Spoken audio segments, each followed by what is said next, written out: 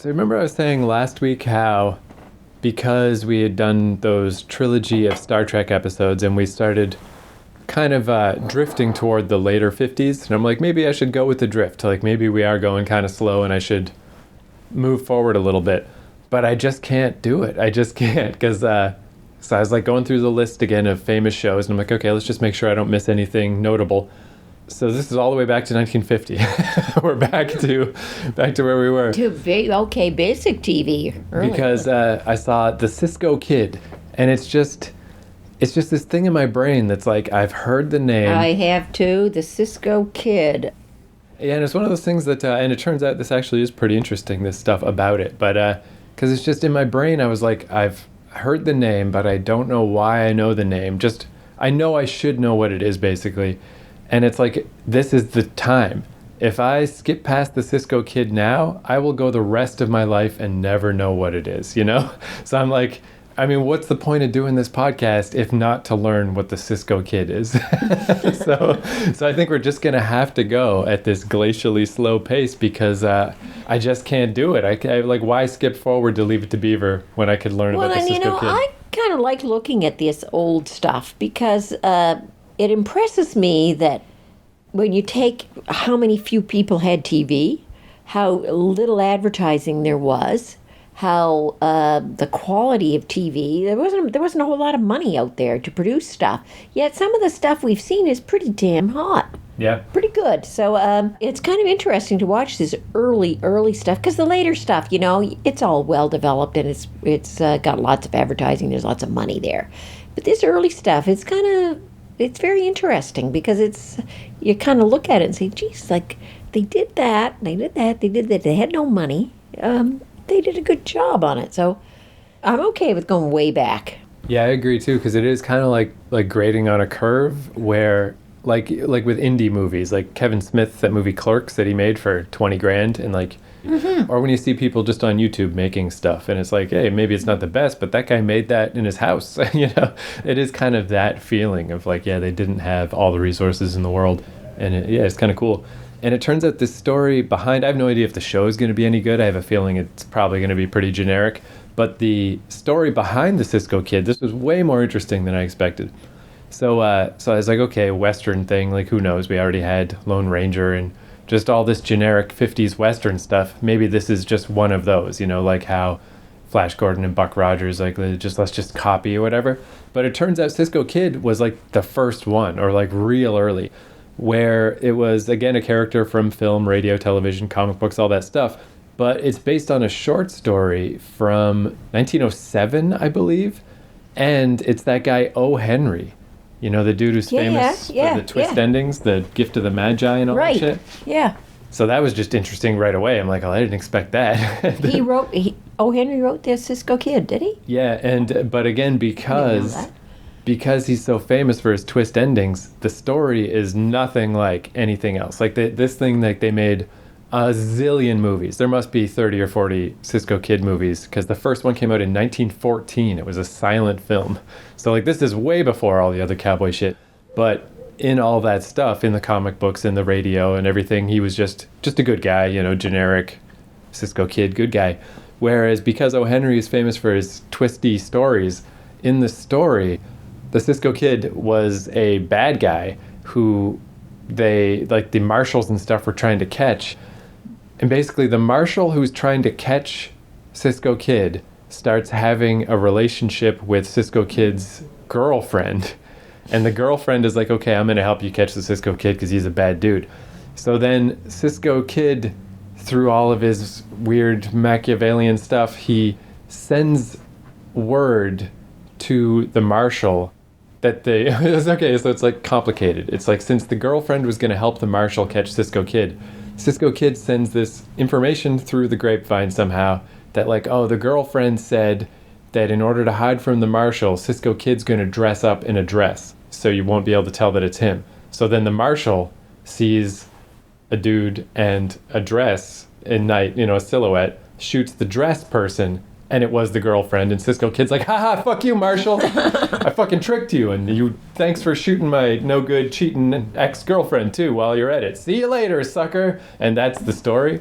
So obviously, none of the stories that came after are like that, because that's pretty dark. Yeah. But does Cisco Kid become somebody like Zorro, who is anti-establishment, doesn't fit in, everybody thinks he's a bad guy, but he's really a good guy? I don't think it's even that much. I think it's there's no shades of gray at all, because the way they describe it here is just he was a murderous criminal in the story and a heroic caballero in everything else. Caballero means horseman, by the way. I looked that up because I didn't know that either. It's one of those things I've heard a million times, but I never knew what it was. Caballero. Yeah, I've heard it many times too, but I didn't really know. I just figured it was some Spanish reference.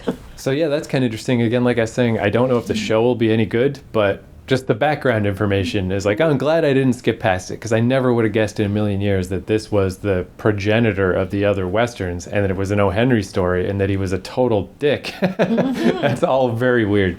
So also this thing's in color, and I thought they must have colorized it later, but it turns out it's the first TV series filmed in color. Really? So in 1950? 1950. So wow. That's another bonus.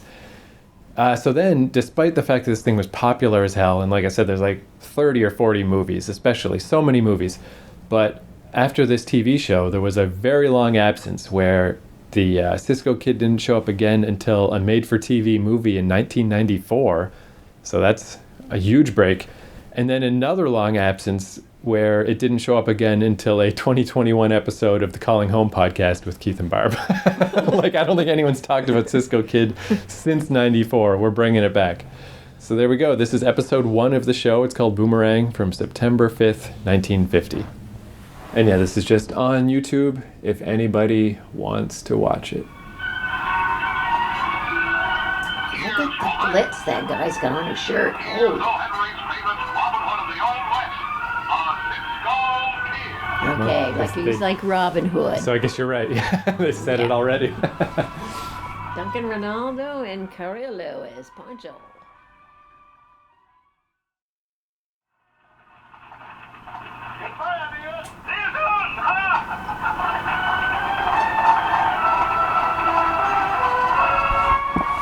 So I got to assume that this show was probably kind of more meant for kids, right? Because their attitude was so playful. Meanwhile, though, they're constantly pointing guns at people and throwing knives, and even the kiss at the end was literally at gunpoint, and everyone treats it like, haha, funny, wacky thing. I don't know, just the tone of this was super not threatening, you know? Yeah, but it had a lot of guessing. Like, it took us a while to figure out what was going on. Yeah, So I still don't know, honestly. I don't know. I didn't totally follow that plot. Me either. But what was different about it, as opposed to those earlier ones that we had seen, this one kind of kept you guessing. Like, who's that and what's going on? And yeah, it must have been like they were trying to keep with their O. Henry lineage a little bit, with some twists and turns and jukes and stuff.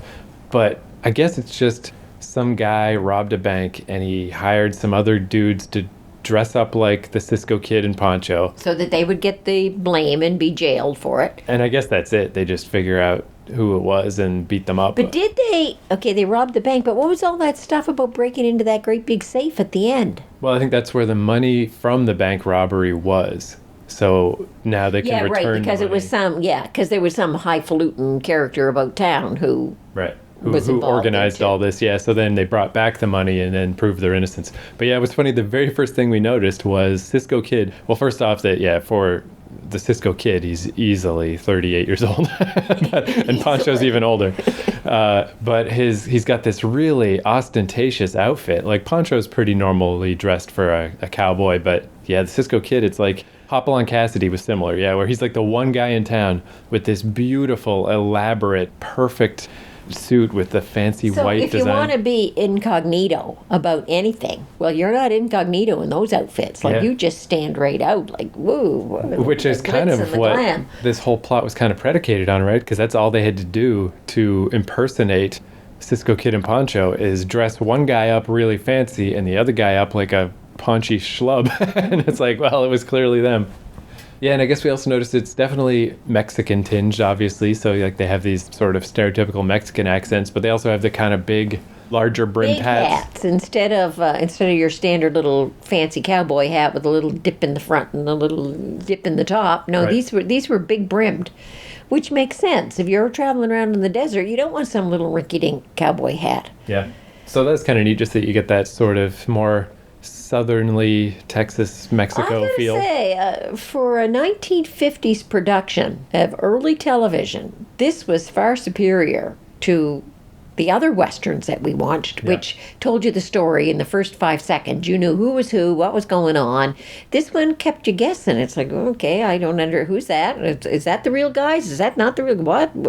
Yeah, that's a good point. Like you did mention, like when they catch one of the guys who was impersonating them, and again, the tone is so weird because they're just laughing and acting jovial, but meanwhile they're like threatening this man's life. But he finally breaks and he's like, "Okay, I'll tell you." But then, like you mentioned, he didn't then actually explain. Then they go to the next scene. Whereas, do you remember in I guess it was The Lone Ranger, the voiceover guy literally explained every single Had to thing. tell you everything just in case you were too stupid to figure it all Yeah. out for yourself. Well, this one we didn't quite figure it out, so I guess we are too stupid to figure it out. Maybe we needed a narrator. But it was nice of them to, like, to give us that opportunity. We probably just weren't really paying attention. It's probably our own fault. But yeah, and also I guess, But sometimes the dialogue was difficult to understand. Yeah. I found the voice was low for one thing, but it wasn't just that. It was kind of convoluted. Some of this conversation was not. It was not in your face. Let me tell you what's happening here. You kind of had to figure it out, and I found that very interesting about this show, which I think it was pretty good for its time. yeah, the tone definitely was different because, yeah, in the other like Western shows, everyone is so stoic and so bland. Where here is like weird that they're so jovial, but at least it was different. And we saw the stereotypical things that we saw so many times in later westerns. Okay, like the gun or the fire or whatever that comes through the back window of the jail, which Yeah. has got the little viewing window outside, but a big enough bar so you can throw stuff in. We saw the Cisco Kid comes flying out of someplace and, of course, off a balcony and onto his poor horse, who just kind of just leaps on. who buckled a little bit, which in other shows the horse never buckles at all. But this one, he kind of like sank a little bit. It's like, oh, geez, what's happening to me here? And tears off. So there were scenes like that were obviously used over and over and over again by future television shows that are of this nature. Yeah, the thing about the window in the jail cell just kills me because that also happened in that one we watched with Michael Landon and DeForest Kelly. Mm-hmm. But yeah, it's like if people are constantly tossing things through the jail back window. to help the people inside, I just feel like you just shouldn't have the window. But as I said to you while we were watching it, I think that maybe jails were really like that. They had the inside bars, but there had to be a window facing the outside, because otherwise, why would all of these shows have that? Well, I mean, I guess it could be either it is that's how it really was, or it's just like writers definitely fall into ruts where they're just writing things they've seen other writers write. Yeah, you could know, be which that. is kind of how the whole Old West Yeah, thing because became. you think you get enough guns and you get enough candles and things thrown through the back window, you think they'd put a grate across there. Keep the open window if you want, so Yeah. you get air coming in. But for cripe's sake, put a grate. It'd be But- kind of interesting to know, like, what were jails like? But yeah, that's one of those things in I don't the even 1880s. like how we researched about the high noon gunfight, and that's pretty easy to find. But like, what would you even search for? Like, Construction of jails, 1880. but West. specifically about windows, like I just feel like it'd be a difficult internet search. It just might be possible, but it wouldn't be one of those just type No, one the thing. internet's got everything on it. Yeah, I mean, because I just wonder if anyone else has this issue, or it's just us. But all in all, considering this is the first of those type of shows that were made in TV. Well, I don't know if it was the first. I mean, the character was the first because he started in character was the first. 1907. But 1950, it had to be pretty early. Right. Right. And I think the sets and stuff being high quality could be because they made so many movies. So maybe they just used and Yeah. if it was the first show in color, they clearly didn't want to just make a shitty show in color. That'd be weird to do. So yeah, they probably put all their eggs into this one basket. And I think it ran 157 episodes or something. Really? Pretty good run. Yeah, pretty good run. But obviously, I think it was because it had a few things that kept people's interest rather than putting it all so blatantly in front of you that you didn't have to think about anything, which is what the majority of these TV shows were like. These early TV shows, the westerns, you knew immediately who was the good guy, who was the bad guy. It's funny though how much this one didn't survive, like like all the Western stuff obviously died out in general, but there was at least occasional Lone Ranger stuff and occasional Zorro or whatever, where, like I was saying, like this thing disappeared until a made-for-TV movie in '94, which barely counts as a thing. Like, this was the end of the road for the Cisco Kid. But part of it may have been, as you said, the Cisco Kid was at least 38 years old. I think he may have even been older than that. Yeah. He's not a really handsome guy. Right. He's, he's not ugly, but he's not one of these like hunks where the female audience would just, oh my God, I gotta watch that because he's just so gorgeous. He was not gorgeous. Poncho, as the sidekick, has a paunch. Yeah. Well, he's not, neither of those star characters were really handsome men, which Zorro is. Batman, any of those. They're all like really good-looking men. Or I always think of, did you ever see that movie? I don't know if you did, but it was big to us when we were kids, Young Guns in like the early 90s, yes. Where it's like Christian Slater and all the hunks of the day being Billy the Kid and stuff. Like, so compared to that, this guy is like their grandpa. Yeah, but he's a very normal-looking man. Right. Very average looking. Well, that does not appeal to the viewing audience who they like watching these handsome men. And Cisco Kid in this show is not a really attractive man. He's not bad looking, but he's certainly not a heartthrob. Yeah, and I guess too, because it was, Westerns were the thing back then, there was a lot of competition. There's a million Westerns. So yeah, like, why would you watch this one? I mean, it was pretty good. It was all right, but, I'd watch the other ones just as readily. If I wanted to watch a Western, I wouldn't be too picky, I guess. I just they're all Westerns. The reason why I would like this one is, as I say, everything wasn't just put in front of me on a platter. Yeah. I had to kind of watch it a little closely, and we didn't watch it closely enough. But it was a show that you had to kind of concentrate a little bit on it to figure out what was happening. Jail cells in Westerns. So yeah, I had to just record a quick little addendum. I was going to end the episode there, but just for the hell of it. So there's somebody else asking the same question. Just to test it, I just Googled Old West jail cells windows. So yeah, did jail cells in Westerns always have a window to an alley? An article from 2010. Jail cells in Westerns always have a window to an alley where pals of the prisoner can toss notes or guns through. How accurate is that? So I guess I was wrong. This is easy to Here's find. the answer. Jail cells were as different as the towns where they existed. Some were built of bricks and mortar. Others were made of adobe, stone, or wood. Many didn't have windows. Some towns didn't even have jails. Wickenburg, Arizona, for example, chained its prisoners to a jail tree, who were usually just drunks that they would then release when they sobered up. So I'm sure some jail cells had windows that opened into alleys, but for the most part, that's a Hollywood invention. As you noted, the Westerns always had a window in the back to help with a jailbreak. Or they tie ropes around the jail cell bars and pull them out too. In reality, cell windows were just large enough to create a draft during the heat of summer, and during cold weather, they could be easily covered. So, okay. So mostly no. A Hollywood invention. But man, I'm glad we looked that up, because again, you never know when you're going to learn a weird, interesting tidbit. Like just getting tied to the jail tree, that fucking sucks. Whatever you put into your little podcast there, you need to finish off. Yeah, I'm adding that in for sure. That reference. Yeah, because like you were saying, the internet's got a lot of stuff. Like, I underestimated how easy that was. Well, and I just presumed that everybody's got it. In every friggin' movie you see, everybody's got it. Right. So you just presume that, you build a jail, you build a window in the back. But when they say they make a small window just for an airflow, they probably were like a little window just like this.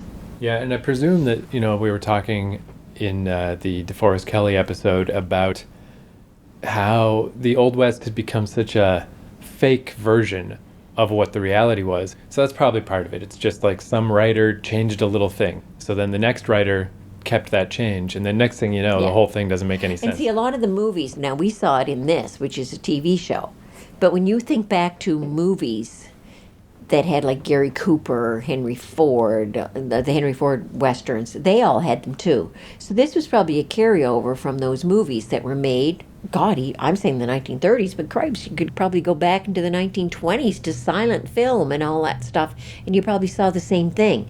So that's been carried over from 30, 40 years.